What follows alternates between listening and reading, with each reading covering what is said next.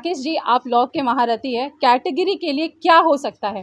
हिंदुस्तान में कई लोग कह रहे हैं कि कैटेगरी नहीं होना चाहिए, तो आप बताइए भारत का संविधान क्या कहता है? गलती हुआ है, इट इज़ नो डाउट, क्योंकि 2005 के जैसा मैंने आपको नोटिफिकेशन दिखाया तो ऑटोमेटिकली एडमिनिस्ट्रेशन को इसको तभी से लागू करना था, अब नहीं हुआ है। एप्लीकेशन दिया है, ऑनलाइन एप्लीकेशन मांगा है, मेनलैंड से भी आएगा। तो अभी लड़ाई कौन सा मैदान में होने वाला है? 44% में होने वाला है।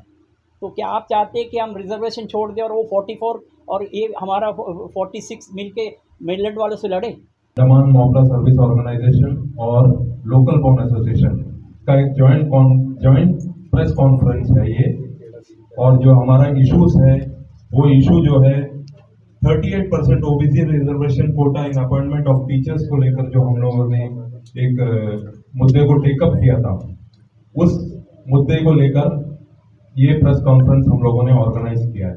तो मैं इसका डिटेल्स पूरा बताने के लिए मैं सबसे पहले राकेश पाल गोविंद को मैं अपना माइक हैंड ओवर करता हूँ। और सभी मीडिया पर्सनल को thank you so much for coming. मंच पे उपस्थित रहमान अंकल, दीपक अंकल, सिद्दीक भाई, यूसुफ भैया, सभी का धन्यवाद यहाँ जॉइंट कॉन्फ्रेंस बुलाने के लिए। देखिए, ये नोटिफिकेशन निकलने के बाद में कॉन्ट्रैक्चुअल बेसिस जो अपॉइंटमेंट है, मुझे सिद्दीक भाई ने कॉल करके पूछा कि राकेश ऐसा है, उसमें क्या करना है करके। तो ऑब्वियसली इनिशियली तो हमारा अंडमान डे चल रहा था करके थोड़ा सा बिजी थे। उसके बाद में सिद्दीक भाई ने बुलाया, रहमान अंकल भी थे वहाँ पे। तो हम लोगों ने डिसाइड किया कि we are going to give a representation to the administration.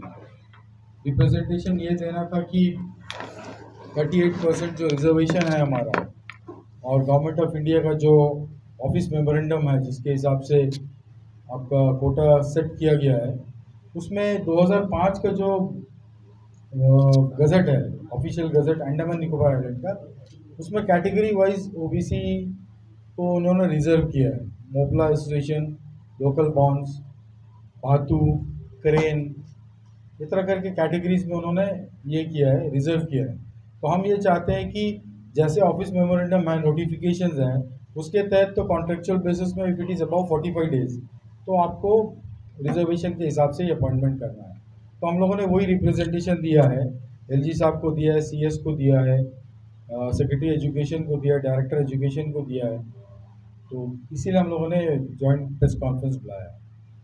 Thank you very much. इसके बाद मैं रहमान सर से रिक्वेस्ट करूंगा कि वो डिटेल में जो है इस मुद्दे को लेकर जो डिटेल में जो है आपको बताएं। धन्यवाद। मैं अब्दुल रहमान। माफ़ करना, मेरा बॉडी लैंग्वेज या भाषा में कोई दिक्कत होगा तो आप पॉइंट आउट कर सकते हैं, मैं आगे से अपने आप को ठीक करूँगा। प्रेस कॉन्फ्रेंस मेरा ज़िंदगी में पहला बार कर रहा हूँ, जो भी है फेस कर रहा हूँ। आपको खुशी है इस बात का, एक मौका मिल गया पहला चीज़।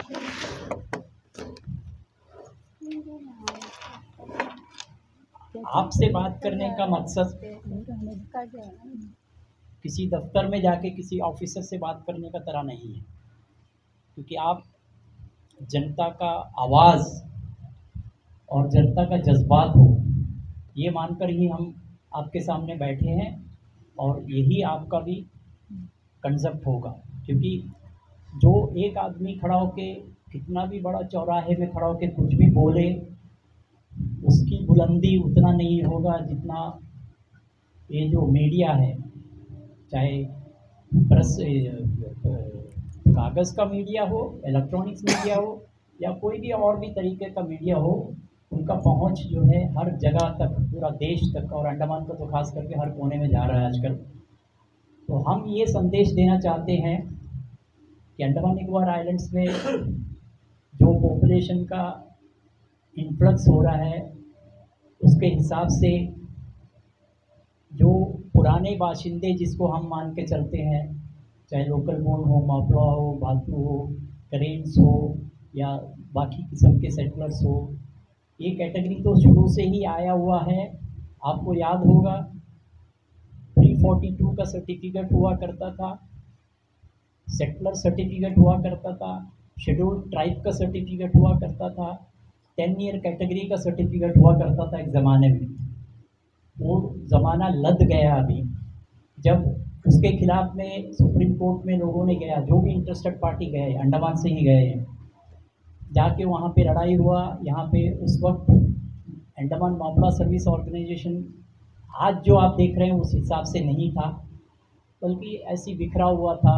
लोकल बोर्ड एसोसिएशन जिसका कि अब आज प्रेसिडेंट जो है राकेश पाल गोविंद जी है, वहाँ पे दिग्गज से दिग्गज लोग बैठा करते थे। उन्होंने एड़ी चोटी का जोर लगा के सुप्रीम कोर्ट में लड़ाई किया, लेकिन वो लड़ाई हम हार गए। 342 का सर्टिफिकेट आज नहीं है, 10 ईयर कैटेगरी आज नहीं है। इसके बाद में आपको इतिहास में ले जाऊंगा, छोटा छोटा बात ही करूँगा, ज़्यादा वक्त नहीं लूँगा। 2013 में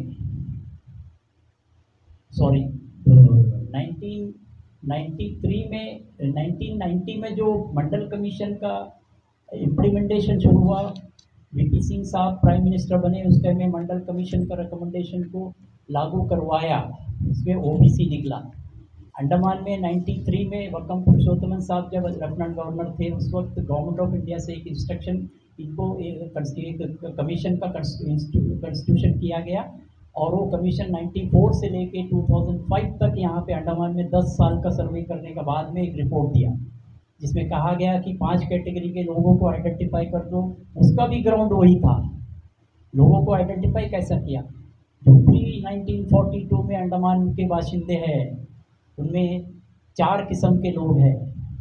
एक है लोकल बोर्न, दूसरा है मोपला, तीसरा है भातू, और चौथा है करीन। ये 4 कैटेगरी को हूबहू ऐसे ही रखा ओबीसी में, और एक 5वां कैटेगरी ऐड किया, जिनको सेटलर सर्टिफिकेट मिला करता था, उनको बंगाली सेटलर का नाम देकर उनको भी इसमें इंक्लूड कर दिया। 5 कैटेगरी को जो है वो लोग एक्सेप्ट किए कि इनको रिजर्वेशन होना चाहिए, और रिजर्वेशन का तादाद भी बता दिया कि अंडमान में सिर्फ ट्राइबल का एक रिजर्वेशन होता है, इसीलिए 38% ओबीसी को दिया जाए और 12% ट्राइबल को दिया जाए, 50% से ज़्यादा नहीं हो। तो ये चीज़ चलते चलते बहुत खुशी का बात है कि अंडमान में हम लोगों ने सब मिलकर जहाँ जहाँ ज़रूरत पड़ा वहाँ जाके क्या बोलते हैं, दरख्वास्त दिए, और कई किस्म का गुहार लगाए, कागज़ दिए, सब कुछ किए, लिखा पढ़ी किया। कई बार छोटा छोटा क्या बोलते हैं, लड़ाई वगैरह भी हुआ है, स्टेज धरना या जो भी किया। इसके बाद में ओबीसी का जो इम्प्लीमेंटेशन है वो अच्छा खासा चल रहा था। इस दरमियान अभी आप सब जानते हैं कि कुछ दिनों से पूरा देश में भी और अंडमान में भी नौकरी का बहुत बड़ा किल्लत है, और पढ़े लिखे लोगों का तादाद बढ़ रहा है, और अच्छे अच्छे पढ़े लिखे लोग जो है घूम रहे हैं। बड़े बड़े पढ़े लिखे लोग जो पोस्ट ग्रेजुएशन और बाकी जब इंजीनियरिंग में जो अच्छा डिग्री लिए, वो सब छोटे से छोटा पोस्ट के लिए भी राज़ी होकर चल रहे हैं। इस माहौल में रेगुलर अपॉइंटमेंट्स बहुत कम हुआ। बहुत खुशी का बात है कि पिछला बार कुछ अपॉइंटमेंट का नोटिस निकला और एग्ज़ाम हो गया, सब हो गया, उसमें सब बाकायदा रिजर्वेशन का प्रोविज़न रखा हुआ था। लेकिन अब एक बैकडोर एंट्री का हिसाब लगाया कि हम 10 महीने के लिए कुछ टीचर्स को अपॉइंटमेंट करेंगे, क्योंकि रेगुलर अपॉइंटमेंट करेगा तो कई किस्म का फॉर्मेलिटीज़ करना पड़ेगा, और उसमें कई, अब इससे पहले जो पीएसटी का जो हुआ आप सब जानते हैं कि अभी भी केस बोर्ड में अभी भी अटका हुआ है। इसके मद्देनज़र हो सकता है कि ये 10 महीने के लिए अपॉइंटमेंट का नोटिफिकेशन उतारा, लेकिन एडमिनिस्ट्रेशन में क्या भूल हुआ या क्या हुआ पता नहीं है, उसमें रिजर्वेशन का नामो निशान नहीं है।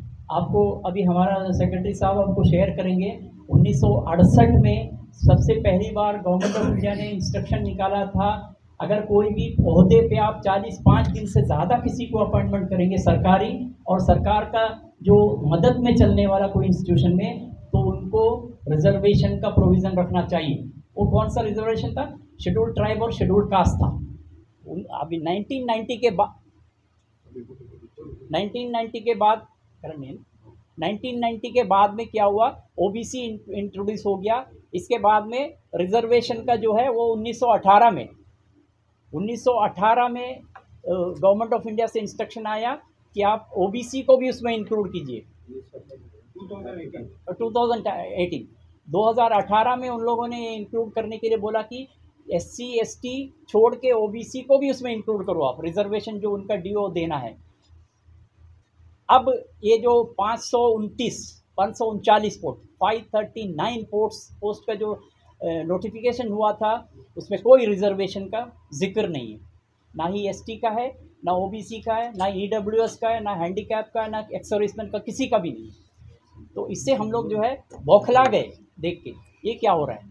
तब जाके हम लोगों ने चीफ सेक्रेटरी साहब से मिला, मैं जारी रखूं, चीफ सेक्रेटरी साहब से मिला और उनको एक दरख्वास्त दिया, उनसे कहा कि आपका एडमिनिस्ट्रेटिव डिपार्टमेंट में कहीं शायद कोई इस तरह सा भूल चूक हो गया होगा, आप देख लीजिए इसको, रिजर्वेशन को आप रिस्टोर कीजिए और 30 मार्च से पहले इसका जो भी कार्रवाई करना कर दीजिए, ताकि और उसमें एक ताजुब का बात यह है कि 539 पोस्ट के लिए जो एप्लीकेशन मांगा गया है वो एप्लीकेशन में कोई जगह ओबीसी या एसटी का कोई जिक्र नहीं है, इसलिए बच्चे भी उसको कोई नहीं दिए हैं। अब क्या होगा, जो बच्चा ओबीसी में, एसटी में या कोई और इसमें है वो अपना जनरल कैटेगरी में दे के बैठ चुका है, अब आप उसको नोटिफिकेशन को अमेंडमेंट करेंगे तो ज़रूरी है और जाहिर है कि ये बच्चों को दोबारा बताया जाए कि वो आप अपना जो कैटेगरी वाइज जो सर्टिफिकेट है उसको भी प्रोड्यूस कीजिए, इसका भी मोहलत चाहिए। ये है हमारा मांग। अभी हम उनसे मिला है ठीक है, लेकिन आपके ज़रिए से हम ये बात को आप पब्लिक के सामने और ऑफिसर के सामने रखना चाहते हैं कि आप उसका अमेंडमेंट ही ना कीजिए, बल्कि आप उस बच्चों को मौका भी दीजिए कि अपना सर्टिफिकेट और अपना आइडेंटिटी को एप्लीकेशन के साथ जोड़ा जाए। और एक बात और है, सीटीईटी में जो परसेंटेज एंटाइटलमेंट है 90 मार्क्स होता है, जबकि ओबीसी के लिए 82 चाहिए। तो नेचुरल है कि जो ओबीसी और एसटी के बच्चे जनरल कैटेगरी का तौर पे जो एप्लीकेशन दिए हैं वो 90 से नीचे होगा तो 100% वो आउट हो जाएगा। एक इशू है ये आपको ध्यान देने का बात है। तो ओबीसी को अपना एंटाइटल है, वो 82% तक वो एंटाइटल है। 82% तक का बच्चा जो है सिर्फ वो सीटीईटी का मार्क्स का वजह से डिस्क्वालीफाई नहीं होगा। तो ये क्या सुरक्षा इसमें क्या चाहिए आपको? एक तो ओबीसी का या एसटी का कैंडिडेट है वो अपना सर्टिफिकेट प्रोड्यूस करे, दूसरा वो उसके बेसिस पे उसका सीटीईटी का मार्क्स का प्रोटेक्शन भी करे, तो उससे क्या होगा, हमारे बच्चों का प्रोटेक्शन होगा। मैं रिजर्वेशन का, जैसे कि कई लोग हमारे दोस्त भी कहते हैं रिजर्वेशन एक घटिया किस्म का क्या एक्सरसाइज है, ऐसा नहीं है। घटिया तभी होगा जब आपके पास दूसरा चारा होगा। मैं उस पर दो मिनट और बोल सकता हूँ, तो आप इजाज़त देंगे तो मैं बोलूँगा ज़रूर, मुझे बोलने का ज़रूरत है इसमें।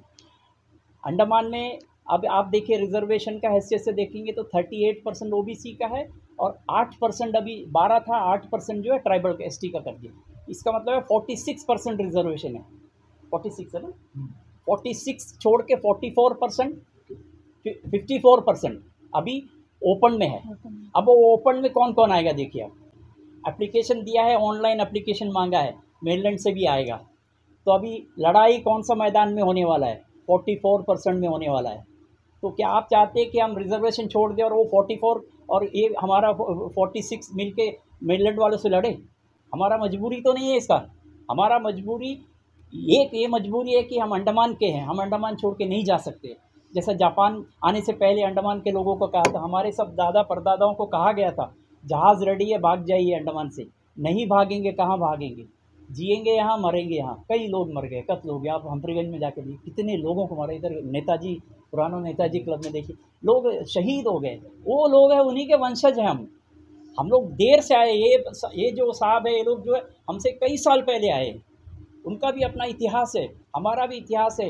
हम वो सिर्फ नौकरी की वजह से हम अंडमान छोड़ के कहाँ जाएंगे? हमारे पास तो कोई एड्रेस ही नहीं, हमारे पास तो आइडेंटिटी ही अंडमान का। तो इसलिए हमसे ये उम्मीद ना रखिए कि हम रिजर्वेशन छोड़ देंगे और बाकी जो अंडमान में तफरीह करने के लिए आते हैं, जगह देखने के लिए आते हैं, जगह खरीदने के लिए आते हैं, नौकरी को टटोलने के लिए आते हैं, उनके साथ कंधे से कंधा मिला के जिहाद करने के लिए हम तैयार नहीं।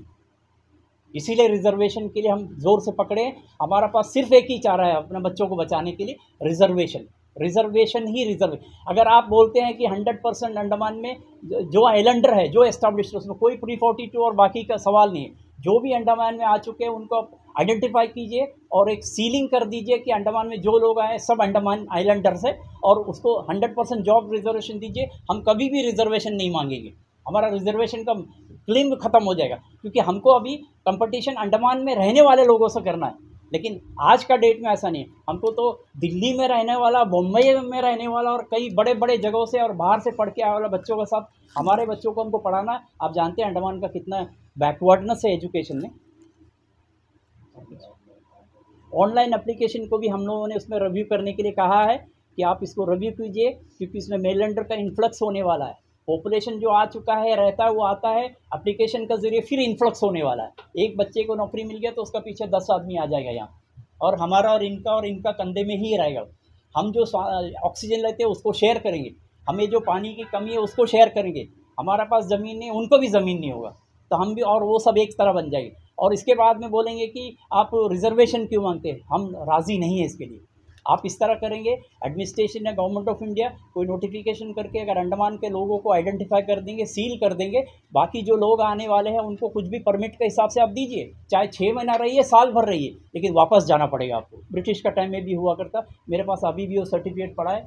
आपको डेट दिया जाता है, 10 दिन 15 दिन का टाइम दिया जाता है, शिप से उतरो, अंडमान में रहो, वापस जाओ।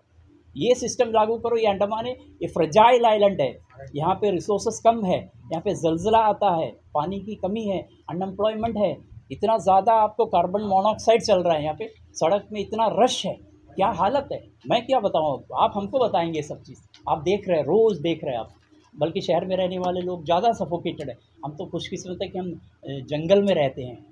हम लोगों ने इसमें एक और बात कहा है कि आप गवर्नमेंट एडेड या PSUs जो भी है, जैसा कि मैं नाम बताऊंगा, JNRM है, लॉ कॉलेज है, महात्मा गांधी कॉलेज है, एनकॉल है, एनिम्स है, डिब्रेट है, ITI है, इस तरह के जितने भी जो गवर्नमेंट फाइनेंस इंस्टीट्यूशन है, वहाँ पे जो भी पोस्ट का अपॉइंटमेंट होगा वहाँ पे रिजर्वेशन ज़रूरी है, वो गवर्नमेंट एडेड है। कॉन्ट्रैक्ट में भी हो, कुछ भी हो, 45 डेज से ज़्यादा का अपॉइंटमेंट है, आपको रिजर्वेशन देना पड़ेगा। दूसरी बात, अब जैसा एग्रीकल्चर डिपार्टमेंट में आत्मा है और मेडिकल डिपार्टमेंट में NRHM है और नरेगा, इस तरह का इंस्टीट्यूशन है जो फुल्ली गवर्नमेंट फंडेड है, उसमें भी अपॉइंटमेंट होगा तो आपको रिजर्वेशन को ध्यान में रखना पड़ेगा। अगर नहीं करेंगे तो आप आगे, मुझे पूरा उम्मीद है कि आप सवाल करेंगे। उससे पहले मैं एक बात बता दूंगा, अगर ये हमारा बात नहीं सुना जाएगा तो हम बताएंगे आपको क्या करने वाले। धन्यवाद, जिसको भी सवाल करना कर सकते, मैं कोशिश करूँगा जवाब देना, वरना मैं अपना छोटा भाई को कहूँगा। सर, ये रिजर्वेशन का मुद्दा आपने उठाया, बहुत क्रूशियल है अंडमान निकोबार के लिए, आपने काफ़ी अच्छी तरह से एक्सप्लेन भी किया। सर, अंडमान में देखा गया जो प्री-42 सेटलर्स हैं, बंगाली सेटलर्स हैं, जो हमारे शेड्यूल्ड ट्राइब्स यानी कि जो निकोबारीज, ग्रेट अंडमानीज, इन सब के लिए जो है रिजर्वेशन अवेलेबल है। पर 2 ऐसा सेटलर कैटेगरी है जिसमें कि एक एक्स सर्विसमैन सेटलर्स हैं ग्रेट निकोबार के, और श्रीलंकन तमिल सेटलर्स, इनके पास कोई भी तरह का रिजर्वेशन नहीं है। इनको आज भी जो है जनरल कैटेगरी के साथ ही कम्पीट करके जो है मेनलैंडर्स के साथ कम्पीट करके जो है नौकरी के लिए लेना पड़ता है। और ये देखा गया है, अगर आप देखेंगे तो ग्रेट निकोबार के सेटलर्स और जो श्रीलंकन तमिल सेटलर्स हैं, ये काफ़ी कम है नौकरी में, जो गवर्नमेंट नौकरी में इनका तादाद काफ़ी ज़्यादा कम। तो इसके बारे में सर क्या कहेंगे, क्योंकि इसके बारे में कोई भी आवाज़ उठाता नहीं है, और क्योंकि वो लोग रिमोट डिस्ट्रिक्ट में रहते हैं, निकोबार डिस्ट्रिक्ट में, और आपके तरह ऑर्गेनाइजेशन वहाँ पे है नहीं जो आवाज़ उठा सके, तो उनका बात कभी सामने आता है? मैं ऐसी बोलूँ जी, मैं बोलूँ, सबका इजाज़त है मुझे जवाब देने के लिए, मैं तैयार हूँ। आपने जो कहा, जो प्री-42 है और बंगाली सेटलर है और बातू और करेन और जो भी है लोकल बॉन्ड, इनको रिजर्वेशन दिया, मैंने बैकग्राउंड में ही बता दिया था क्यों हुआ। सबसे पहले आपको एक सेंटिमेंटल बात समझना पड़ेगा, अंडमान क्या था पहले और अभी क्या है। अंडमान का हिस्ट्री जिसको जानता है, जिसके रगों में अंडमान है, वो समझेगा कि अंडमान क्या है। यहाँ पे सेंटिमेंट होता है ज़्यादा। क्या सेंटिमेंट है मैं बताऊँगा। मैंने अभी कहा कि जापान आ रहा है, भाग जाइए, बोला नहीं गया। आज बचगन में वो हीरालाल मास्टर वगैरह है, वो सब बड़ा जिंदा मिसाल है। वो सबको बोला कहाँ भागोगे, मौत से भागोगे कि अपने आप से भागोगे, अंडमान से कहाँ भागोगे। आप बंगाली सेटलर के बारे में मैं आपको क्या बताऊंगा। अपना देश से जिसको उखाड़ के फेंक दिया गया था और जिस देश ने उसको शरण दिया था, उस देश के गोद में आने के बाद में अंडमान एडमिनिस्ट्रेशन के जो पुराने बाशिंदे हम लोगों ने उसके लिए इकरार किया था कि आप लाइए। हमारे लोग इसके लिए हाँ बोला था कि आप लाइए। यहाँ पे हिंदुस्तानी स्पीकिंग, मलयालम स्पीकिंग और मराठी स्पीकिंग, पंजाबी स्पीकिंग है, बंगाली स्पीकिंग कम है, आप लाइए। इसके बाद में आगे जाके फिर कहा अंडमान के लोग, यही प्री-42 और मोपड़ा और ये बातू लोग बोले, यहाँ पे बोले कि आप यहाँ का पॉपुलेशन का डिसबैलेंस होने वाला है, आप डिफरेंट एरिया से लोगों को लाइए। तब सरकार ने एक पॉलिसी बनाया कि जो लोग एक्स सर्विसमैन हैं और वो पूरा का रिमोट आइलैंड जो इंडिया का बॉर्डर है, इंडोनेशिया का आसपास में है, कैम्बल बे में बसाया, और दूसरे लोगों को लाया केरला से जो वेल ऑफ थे, अच्छा खासा जीते थे, अपना खेती किसानी और नौकरी था। उनको कहा गया कि आपको 10 एकड़ ज़मीन दिया जाएगा, आप काश्तकारी कीजिए, आप अपना बच्चों को पढ़ाइए, आपके लिए अस्पताल और स्कूल बना दिया जाएगा, आप वहाँ जाके बसिए। मलयाली सेटलर देखिए, अब रंगचान में, रंगचान बोलता ना, नहीं रंगचान, यहाँ पे चिड़िया टापू के यहाँ, चिड़िया टापू के आसपास में देखिए मलयाली सेटलर है, पानी घाट में मलयाली सेटलर है, और माइल तिलक में मलयाली सेटलर है, बेटापुर में है, शिवपुरम है, सीएफओ नाला है, केरलापुरम में है, ये सब मलयाली सेटलर है। अंडमान के लोगों का इजाज़त के बाद ही आया है यहाँ। लेकिन आप एक बात भूलना नहीं कि उनको कोई मजबूरी नहीं था यहाँ आने के लिए, वो अपना मर्जी से आए, बेटर लाइफ के लिए आए, बेटर फैसिलिटीज़ के लिए आए। बांग्लादेश से आए हुए लोग ऐसे थे। इसी तरह बर्मा से और श्रीलंका से जो आए थे, वो इंदिरा जी और शास्त्री जी का जो 2 पैक्ट हुआ था श्रीलंका के साथ, इसके तहत 74-75 में हुआ था, 74-75 मेरा याददाश्त ठीक है, तो उस टाइम में उनसे पैक्ट हुआ था कि जो तमिलनाडु के लोग हैं उनको तमिलनाडु ले जाएंगे। तमिलनाडु में ही बेसिकली लाया था, वहाँ से फिर यहाँ के लिए टाई अप हुआ, तमिल पॉपुलेशन कम है बोलते। और बर्मा से जो आए थे, एक बिशप आए थे, पंडित जवाहरलाल नेहरू से बात करने के बाद में उनका पूरा अच्छा पर्सनल टच था। उस टाइम उन्होंने कहा हमारे लोग हैं बर्मा में, बहुत अच्छा ये नहीं है, मार्शल लॉ आता जाता रहता है, इसलिए आप देखिए क्या बोलते हैं उसको हमारे वहाँ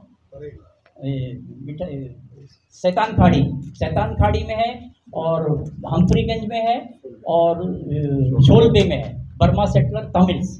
वो सब अपना मर्जी से आए हुए हैं। मलयाली सेटलर आप छोड़ दिए थे, मैं आपको ऐड कर रहा हूँ, अभी आपने उसका नाम नहीं लिया था।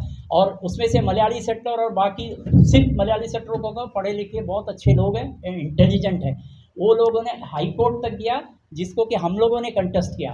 मोपड़ा एसोसिएशन और लोकल बोन एसोसिएशन की तरफ से हम लोगों ने कंटेस्ट करके उनको 10 पॉइंट दिया कोर्ट को। इस 10 पॉइंट का वजह से उनको ओबीसी नहीं मिलना चाहिए। 10 पॉइंट सुनना चाहेंगे आप? मैं एक 5 क्वेश्चन लिख के लाई हूँ। राकेश जी के लिए 3 क्वेश्चन है, और मोपला के लिए मतलब जॉइंटली आप लोग आंसर दे सकते हैं। मेरा चैनल पहला ही चैनल था जिसने जो है कैटेगरी इश्यूज़ को रेज़ किया। होपफुली आप लोगों ने भी शायद देखा होगा, अगर देखा कुछ अगर उसमें सही लगा हो तो आप लोगों ने भी देखा होगा। मैंने बहुत हिम्मत करके जो है उसमें एक कैटेगरी के इशू के बारे में बताया था, और ये बहुत ही बड़ा कंसर्न है। तो आप लोगों ने इतना वक्त क्यों लगाया, मतलब 15 दिन का वक्त, और आप लोग कह रहे हैं कि आप सीएस से मुलाकात किए, तो इतना वक्त क्यों लगा सीएस से मिलने के लिए? 15 डेज़ का जो गैप था। मैडम, 2 एसोसिएशंस आज ज्वाइंट बैठे हैं जी। पहले तो ये आपको बता दूं कि हम लोगों को कोई मुद्दा टेकअप करने के लिए कॉन्शियस माइंड में आना बहुत ज़रूरी है। अकेले एक एसोसिएशन बात करेगा, कोई दूसरा जाके बात करेगा, ये पॉसिबल नहीं। आपको मालूम है 2 परिवार एक साथ बैठ के बात करने के लिए परिवार के लोगों को भी राजी करना है। आपको एक बैकअप चाहिए कि आप आखिरी तक इस मुद्दे को लेकर लड़ सके। हम लोगों ने ये भी देखा कि कौन कैंडिडेट अप्रोच करता है, नहीं करता है। देखिए, आपको भूख लगेगा, आपको खाना है, मुझे भूख लगेगा, मुझे खाना है। आप बिलीव नहीं करोगे, इतने बच्चे हैं यहाँ पे, हार्डली किसी बच्चों ने कॉल किया होगा।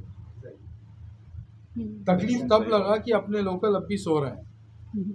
सीरियसली, मैं लास्ट अंडमान डे में भी जो हमारा प्रोग्राम हो, मैंने वही बोला कि इतना यूनिटी हो जाए कि अगर कोई एक लोकल को कोई धक्का भी मारे ना, तो 4 घूम के खड़ा हो जाए और बोले अभी हाथ लगाओ। मेरे को ये चाहिए। हमको लोकल का दिल में रहना है, हमको यहाँ एसोसिएशन में जीतना हारना नहीं चाहिए। वो करने के लिए नसीब में लिखा है तो कोर्ट में कर रहा हूँ। आपने बोला इतना टाइम लगा, मगर दुरुस्त आए ना मैडम? जी आए। चलिए नेक्स्ट क्वेश्चन पूछ लेती हूँ। 1968 में गवर्नमेंट की तरफ से एक ऑर्डर इशू हुआ था। ये ऑर्डर कहता है कि SC ST कैटेगरी है, लेकिन अगर कोई भी वैकेंसी निकलता है तो 45 डेज से अबो अगर है तो रिजर्वेशन देना कंपलसरी है। शायद आप लोगों के पास ऑर्डर भी होगा। डेफिनेटली आई एम एक्सपेक्टिंग कि you people will share with us. And चाहे वो गवर्नमेंट हो, प्राइवेट हो, DRM हो, चाहे कोई भी हो, लेकिन उस वक्त ओबीसी नहीं था, और शायद नंबर मैं सही बोल रही हूँ या गलत मुझे नहीं पता, ईयर 91 और 96 के बाद जो है ओबीसी ऐड हुआ है यहाँ पे। सॉरी 99 और 2000 के वक्त में शायद ओबीसी ऐड हुआ है अंडमान में। मेनलैंड में 290 में हुआ, यहाँ पे 2005 में 2005 में ऐड हुआ है। तब से अब तक जो भी रिक्रूटमेंट अंडमान में हुआ है किसी में भी कैटेगरी नहीं दिया गया है।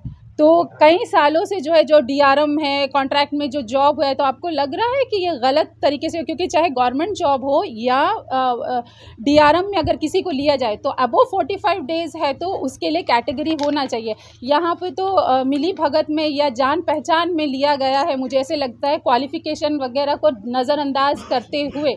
तो जो इतने सालों से काम कर रहे हैं उनका क्या, और जो हुआ है डिपार्टमेंट में लिया है कहीं डिपार्टमेंट ये है में? नोटिफिकेशन अंडमान का 2005 का है, जो मैंने अपने लेटर में लगाया 16 दिसंबर 2005 में। इसमें ओबीसी में कैटेगराइज किया है, देखिए, लोकल बॉन्ड्स, भातू, मोपलास, क्रेन्स और बंगाली सेटलर, ठीक है। अब आप बताइए, अगर ये इम्प्लीमेंट नहीं हुआ तो गलती किसका है? एडमिनिस्ट्रेशन का है, क्योंकि ये नोटिफिकेशन वो भी गजट नोटिफिकेशन है, ये तो उनका नॉलेज में होना बहुत ज़रूरी है। ये सब देखने के बाद तो हम लोगों ने ये मुद्दा में आया है कि भाई अब चलो पहल करते हैं। एक छोटा सा मुद्दा उसमें जोड़ दूँ, मैं आपको एक और ऑर्डर को रेफर करूँगा, दे दूँगा कॉपी। 2013 जनवरी में एक ऑर्डर इशू हुआ गवर्नमेंट से, उसमें बताया गया कि एक लाइजनिंग ऑफिसर का अपॉइंटमेंट किया जाएगा particularly for OBC communities. SC ST का तो होगा, तो मिनिस्ट्री या डिपार्टमेंट के अंदर में एक लाइजनिंग ऑफिसर यानी नोडल ऑफिसर का अपॉइंटमेंट किया जाएगा, जो कि from time to time daily basis में जो रिजर्वेशन का एनफोर्समेंट है उसको इंश्योर करेगा। आज का डेट में उसको इंश्योर करने के लिए, अब इससे पहले तक का ट्राइबल वेलफेयर का डायरेक्टर और सेक्रेटरी था, आज अभी सोशल वेलफेयर का सेक्रेटरी या डायरेक्टर को दिया गया है। ये उनका भी जिम्मेदारी था। आपका सवाल, मैं इसका सवाल का जवाब दे दूँ। आपका सवाल का एक जवाब मैं देना चाहता हूँ कि डेली वेजेस में जिस लोगों को लगाया था, आप कोई भी एक केस में अगर ऑर्डर का कॉपी बता देगी तो हम लड़ सकते थे। कैसा इंग्लिश? हाँ, वही चीज़ है, वर्बली किया वाला को मैं कैसा लड़ूंगा? हाँ, बताइए आप। हाँ, yes. आपको लड़ने के लिए कागज चाहिए, डॉक्यूमेंट्स चाहिए। हाँ, yes, there should be some appointment issue नहीं order. करता है, डिसमिसल ऑर्डर भी इशू नहीं करता है जब तक during pleasure of the president of India you are government servant बोलते हैं ना, ऐसा कंडक्ट रूल में बताया, you are government servant only during which the president of India is pleased on you. उसी तरह है, जब तक वो बॉस अपॉइंटमेंट करने वाला जब तक खुश है वो वर्बली अपॉइंट करता है, वर्बली विड्रॉ करता है। तो कहीं ना कहीं आपको लग रहा है क्वालिफिकेशन को दरकिनार करके अपने फेवरेट्स को दिया गया है? नहीं, वो हो सकता है। देखिए, इसमें भी अभी राकेश साहब का बात को मैं रिपीट करूँगा कि हमारे बच्चे जो है विजिलेंट नहीं है। Yes. हमारे बच्चे जो है बहुत ही सुस्ती पे क्या बोलते हैं, मस्त है। उनको जगाना पड़ रहा है ना, सुस्ती पे इतना मस्त है कि वो अपना मुद्दा ही नहीं जानते। आज 71 उम्र का मुझे आके यहाँ बैठ के बात करना पड़ता है, आज 18 उम्र का लड़का को यहाँ आके बैठ के यहाँ से गरजना चाहिए था। तो इससे आपको साबित। राकेश जी, आप तो वकील है, इतना लंबा वक्त से विदाउट कैटेगरी के जॉब दिया जा रहा है, लोकल बॉन्ड के ना जाने कितने बच्चे, अभी थोड़ी देर पहले आप लोगों ने भी ऐड किया था इसी को, अपने पदों से वंचित हो गए हैं। आज हो सकता है कि अंडमान में जॉब में होते तो LBA के सीट में है, आप इसके प्रेसिडेंट है, आपका क्या कहना है इस बारे में जो कैटेगरी को लेके चल रहा है? वही हम बोले ना, जो पास्ट में गलती हुआ है, ये जो ओवरलुक हुआ, इग्नोरेंस हुआ है, जब हम लोगों के नॉलेज में आया, अभी मैं फ़िलहाल 1 साल से ही पोस्ट में हूँ, आया तो हम लोगों ने वही, मैं बोला ना, सिद्दीक भाई, यूसुफ काका, हम लोग बैठ के, कल रहमान अंकल से भी बात हुआ हमारे, तो मैं बैठ के बात की कि अब इसको इंडिविजुअली लेके जाना एक तरह से मतलब आप अपना ताकत कमज़ोर करना है। तो हम लोगों ने ये डिसाइड किया कि नहीं, हम मिल के इसको टेकअप करेंगे, क्योंकि अब तक जो हो रहा था शायद हो सकता है कि ये प्रीफेस हो, चेंजेस के लिए सोसाइटी में हो, या 2 एसोसिएशन एक साथ मिला है, क्योंकि इससे पहले आपने कभी जॉइंट कॉन्फ्रेंस मोपला और लोकल बॉन्ड को नहीं देखा। फिलहाल 1 साल के अंदर मेरे आने के बाद सिद्दीक भाई ने पहल किया, तो हम लोगों ने भी उसको हाथ बढ़ा के थामा है और उसको लेके चल रहा है। गलती तो हुआ है मैडम, मगर अब किसके एंड में हुआ ये हम बिना जाने या बिना नॉलेज को बोलना हमारे लिए गलत होगा, क्योंकि we are in a press conference where in we should take our own responsibilities, कि we should not give any wrong statements. गलती हुआ है, इट इज़ नो डाउट, क्योंकि 2005 के जैसे मैंने आपको नोटिफिकेशन दिखाया तो ऑटोमेटिकली एडमिनिस्ट्रेशन को इसको तभी से लागू करना था। अब नहीं हुआ है। अब आप जैसे आपने DRM को बोला, कुछ लोग मेरे जानते वाले हैं जो मेरे विलेज के बच्चे हैं, वो भी प्री-42 है, मोप्लास में भी है, उन लोग भी डीआरएम में। अगर अभी आप 10 को निकालो बोलेंगे तो 2 अपने निकल जाएंगे। ये भी एक दिक्कत है, क्योंकि आप किसी एक का नुकसान करने जाओगे तो पूरा महकमा का नुकसान हो जाना है। तो अब हम लोगों को इससे आगे कैसे सही चलना है, या कैसे एडमिनिस्ट्रेशन को हम लोग ले करके बता करके भाई ऐसे करो आप, या ये लीगल है, वैसे लेके चलना चाहिए हम लोग। तो हम लोग वो कोशिश कर रहे हैं जी। एक मिनट मैं इसमें ऐड करना चाहता था कि डीआरएम में जो लगातार 10 साल 15 साल काम करने के बाद में किसी को नसीब मिलता है कि 1/30 में से एक दिन का पे का हिसाब से देने का। हम लोगों ने कभी भी उसका ऊपर में कोई अटैक नहीं किया है। क्यों नहीं किया मालूम है आपको? वो उसका ज़िंदगी का मामला है बच्चे का, चाहे वो पहले गलती से अपॉइंटमेंट हुआ, उसमें हमारे भी बच्चे हैं, हमारे छोड़ के भी कई बच्चे, हमारे छोड़ के तो कोई है ही नहीं अंडमान में, सभी तो हमारे ही बच्चे जो यहाँ रहते वही। उनमें से वो बच्चों को अगर 1/30 का सैलरी मिला, तब भी हम लोग ये रिजर्व कैटेगरी में रहते हुए अटैक करके उनको रुकवा सकता था। हम लोगों ने ऐसा कोई काम नहीं किया, उसमें कोई मतलब डिस्क्रिमिनेशन नहीं किया कि वो उसका बच्चा ये उसका बच्चा। तो हमारा लड़ाई सिर्फ उस जगह में है, गवर्नमेंट जहाँ पे नोटिफाई करता है पोस्ट, उसमें हम बराबर लड़ेंगे। नोटिफाई करने का मतलब ये कि आप नोटिफिकेशन परमानेंट पोस्ट के अगेंस्ट में कर रहे हो, रेगुलर पोस्ट के अगेंस्ट में, और रेगुलर पोस्ट के अगेंस्ट में करने के टाइम में आपका पास बंदिश ये है कि आपको वो सेविंग्स देना पड़ेगा। Nothing in this shell affect the reservation to the candidates belonging to various categories specified by Government of India's order number so and so। वो स्पेसिफाई करना पड़ता है रेगुलर अपॉइंटमेंट में। तो ये शॉर्टकट मान लिया कि रेगुलर तो नहीं है, हम लोग 10 महीने के लिए कर रहे हैं, कॉन्ट्रैक्ट में कर रहे हैं बोल के वो सेविंग्स को हटा दिया। अब वो बच्चे जो है किसी को पता ही नहीं कि किस में अप्लाई करना, सभी जनरल है और जनरल में अप्लाई करेंगे। नेचुरल है कि हमारा जो रिजर्व कैटेगरी के लोग हैं 10% आएंगे, बाकी कोई नहीं आएंगे। अदरवाइज़ हमें एसटी को मिला के 46% हमारा धरा हुआ है, हमारा हाथ में 8 उनका 38 हमारा। तो ये चीज़ आपको हमारा दरिया दिली भी देखिए, उसमें हम लोगों ने उस तरह का जो खाना खाने वाला आदमी का निवाला छीना नहीं है। लेकिन आप जो सवाल किया वो बहुत अच्छा सवाल है, मैं मानता हूँ, मेरा दिल मानता है कि उनका साथ रहे, लेकिन आपका इसका अंत नहीं है। अगर आप किसी को एक कैटेगरी को भी अंदर घुसा देंगे, सबसे पहले पायदान में खड़ा है मलयाली सेटलर, उनको घुसा देंगे, वो अपने दुम पे लटका के सारे कैटेगरी को अंदर लेके आ जाएंगे, तो हम ना रहेंगे ना आप रहेंगे, रिजर्वेशन हो जाएगा 100%। हम किसकी लड़ाई लड़ रहे हैं? हम ओबीसी की लड़ाई नहीं लड़ रहे। आपको मालूम है हकीकत, आपको हकीकत बता रहा हूँ, हम लोग लड़ाई आपके लिए है। आपका 44% जो लोग हैं उनको 54% जो लोग हैं उनका नौकरी मेलैंड से लड़के आके छीन के ले जा रहे हैं, उसको रुकावट डालने की लड़ाई है ये। जब हम रिजर्वेशन का जोर लगाएंगे तो आइलैंडर अभी 2017 में जो किया उसमें चुनिंदा लोग होगा जो हमारा कैटेगरी का नहीं होगा, बाकी सब कुछ आए हैं, बेशक आए हैं, तमिल पॉपुलेशन सारा पॉपुलेशन आया था, लेकिन दिल खोल के लोग नहीं आए उसमें। वो उस दिन हमको ये मजबूरन बताना पड़ा कि हम यहाँ खड़ा होके अपने लिए नहीं मांग रहे हैं, हम उस जहाज़ में खड़े हैं जहाँ 5 कैटेगरी के लोग पहले से थे, अब दसियों किस्म के लोग इस जहाज़ में चढ़े हुए हैं।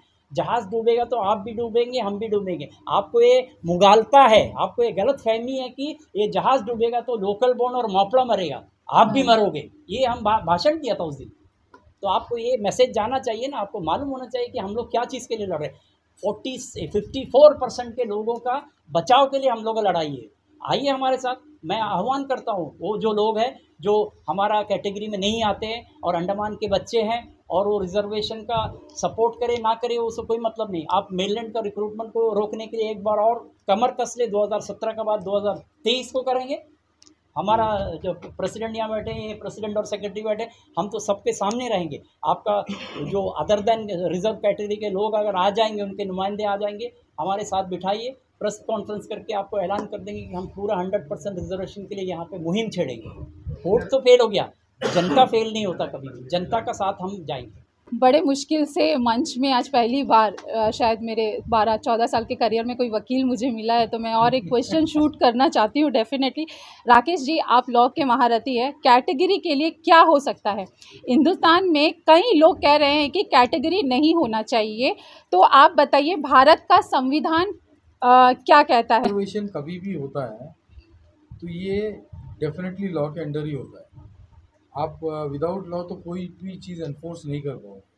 और लोगों का ये बोलना है कि कैटेगरी हटाओ, ठीक है हटाओ आप, मगर आप ओपन कंपटीशन किस लेवल में रखोगे उधर? अभी जैसा कोई इकोनॉमिकली बैकवर्ड बच्चा है, ये article 14 is right to equality, उनका ये बोलना है कि every citizen is equal, but on the same time अगर आप यहाँ से कदमतला देखोगे, वहाँ के बच्चे आज भी कई ऐसा घर है जिसमें लाइट नहीं है, करंट नहीं है, यस वो पढ़ रहे हैं। अब वो बच्चे उस स्कूल में पढ़ के कंपटीशन अगर आप चाहते हो कि स्टेट लेवल में दे, तो आपको लगता नहीं कि चींटी को आप हाथी से लड़ा रहे हो। तो reservation is mandatory and required, but आप ये देखो कि रिजर्वेशन का मिसयूज कहीं ना हो। जैसे अब ये रिजर्वेशन है हमारे पास 38% का, अब 2005 में ये नोटिफिकेशन, गजट नोटिफिकेशन आया, तो आप जॉब में ओबीसी कैटेगरी में आपको रिजर्वेशन है, जाके लड़ो। हम क्यों लड़ेगा, मेरा नौकरी चलेगी तो। This is what we have the feeling. One last question, I am not going to disturb you guys any more. क्या अंडमान में जो वैकेंसीज निकल रही है, एलबीए के प्रेसिडेंट आप है, तो अब आप बताइए, भर्तियां 13,000 होने वाली है राकेश जी, पर अक्सर मामला कोर्ट में पहुंचता है। आप सभी को मालूम है कि जब भी वैकेंसीज निकलती है, रिक्रूटमेंट हो, नाम भी आ जाता है, उसके बाद फिर बच्चों को कोर्ट का दरवाज़ा खटखटाना पड़ता है, और मोस्टली बच्चे जीत भी जाते हैं, हमेशा ये होता है। उसके बाद फिर क्या होता है, डिपार्टमेंट फिर सुप्रीम कोर्ट, हायर लेवल में जाते हैं, क्योंकि डिपार्टमेंट जो है फिर से हायर लेवल में जाता है। इसमें कानून क्या कहता है? जो पैसा बर्बाद हो रहा है वो जनता का पैसा है, क्योंकि कोई भी सरकारी कर्मचारी कोर्ट केस लड़ने के लिए जब वो हाई कोर्ट, सुप्रीम कोर्ट जाता है, तो बच्चे ऑफकोर्स लॉयर को अपने पॉकेट से देते हैं, आपको भी मालूम है।